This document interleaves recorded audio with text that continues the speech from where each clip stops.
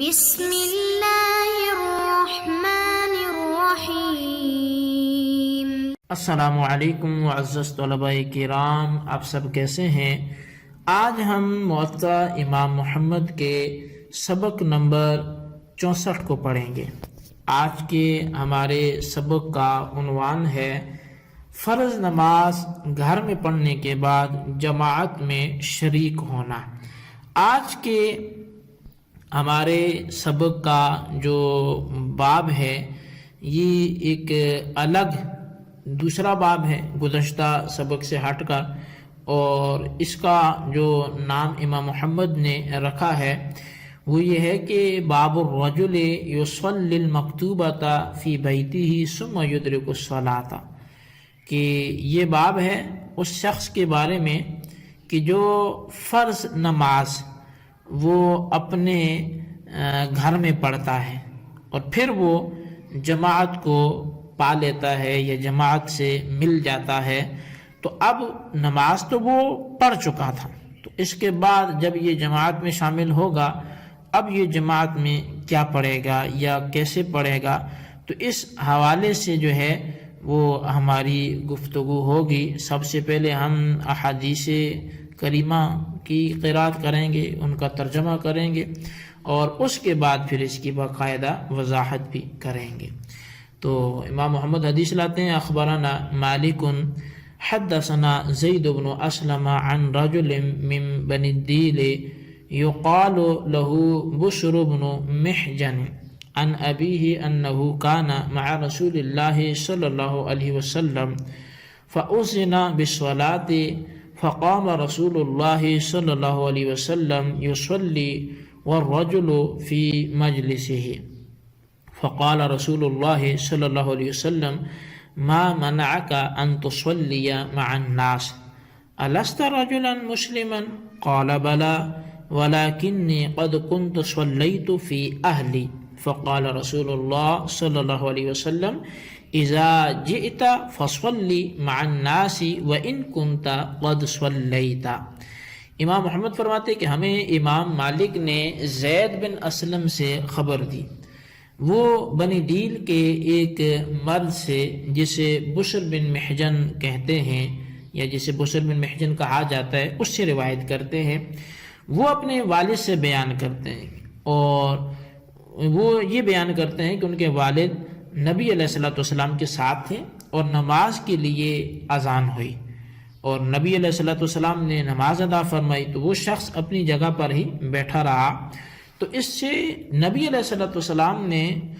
تعجب کرتے ہوئے اس سے پوچھا کہ لوگوں کے ساتھ مل کر نماز پڑھنے سے تمہیں کس چیز نے روکے رکھا ہے؟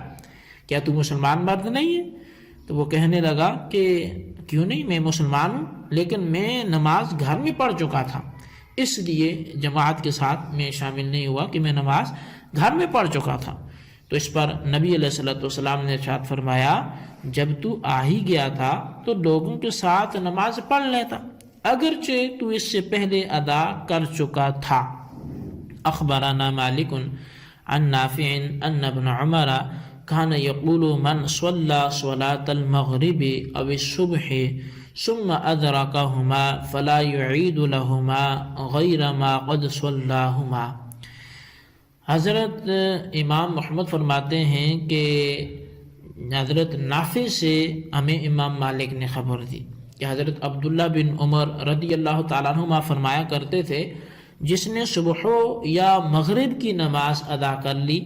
اگر اسے جماعت مل جائے تو دوبارہ نماز نہ پڑھے۔ اچھا، اسی طرح امام محمد رحمۃ اللہ تعالی علیہ حدیث لکھتے ہیں کہ اخبرنا مالک اخبرنا عفیف بن عمرو السہمی عن رجل من بني اسد انه سأل ابا ایوب الانصاری فقال انی اصلی ثم آتی المسجد فاجد الامام يصلي فاصلی معه قال نعم صلی معه ومن فعل ذلك فله مثل سهم جمع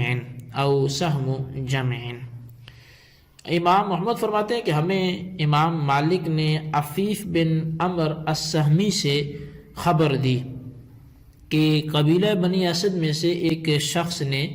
حضرت ابو ایوب انصاری رضی اللہ تعالیٰ عنہ سے مسئلہ پوچھا کہ میں اپنی نماز ادا کر چکا ہوں، پھر میں مسجد آیا تو امام صاحب کو نماز پڑھاتے دیکھا، تو کیا میں امام صاحب کے ساتھ نماز پڑھ لیا کروں؟ تو حضرت ابو ایوب انصاری رضی اللہ تعالیٰ عنہ نے فرمایا کہ ہاں، تو امام صاحب کے ساتھ شامل ہو جایا کر، اور جو اس طرح کرے گا اسے جماعت کا ثواب مل جائے گا۔ قال محمد وبهذا كله نأخذ بقول ابن عمر أيضا لا يعيد صلاة المغرب والصبح لأن المغرب وتر فلا ينبغي أن يصلي التطوع وترا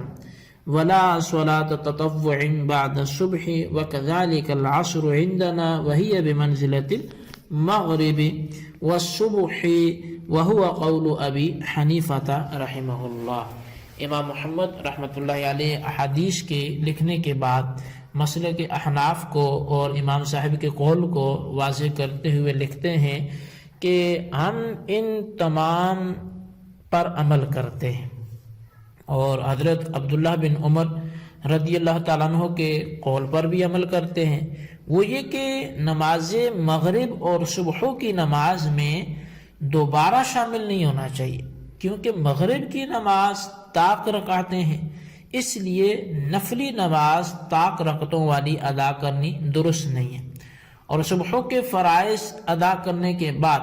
نوافل نہیں ہوتے۔ اسی طرح ہم احناف کے نزدیک عصر کا مسئلہ بھی یہی ہے کہ وہ مغرب اور صبح کی مانند ہے کہ جیسے ان میں دوبارہ شامل نہیں ہو سکتا،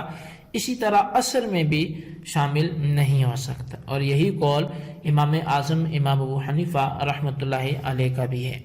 اب اس مذکورہ روایت میں جو امام صاحب کے امام کے ساتھ دوبارہ نماز ادا کرنے کا نبی علیہ الصلوۃ والسلام نے ارشاد فرمایا ہے،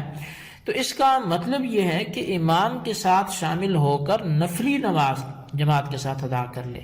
کیونکہ فرض تو ایک مرتبہ ادا کر لینے کے بعد دوبارہ ادا کرنا وہ درست ہی نہیں ہوتے۔ تو امام کے ساتھ مذکورہ جو شمولیت ہے اس میں یہ بات بھی پیش نظر رہے کہ ایسا کرنا اس وقت درست ہوگا جب اس وقت نفل پڑھنے مکروہ نہ ہوں، اس لیے یہاں سے مراد جو ہے وہ ظہر اور عشاء کی نماز ہے، یعنی اگر کوئی شخص ظہر گھر پڑھ کے آتا ہے، عشاء گھر پڑھ کے آتا ہے اور مسجد میں بھی جماعت ہے تو وہ 7 نوافل کی نیت سے شامل ہو جائیں۔ ان کے علاوہ جو نمازیں ہیں تو اب مغرب ہے، عصر ہے، فجر ہے،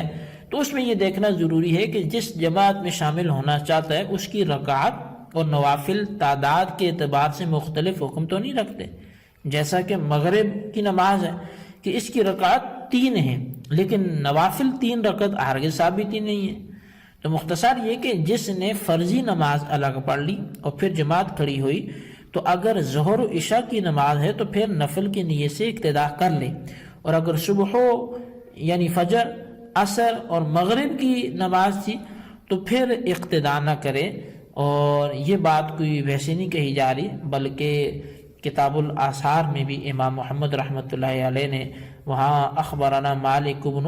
انس عن نافع عن ابن عمر رضی اللہ تعالیٰ عنہ سے اس حدیث کو بیان کیا۔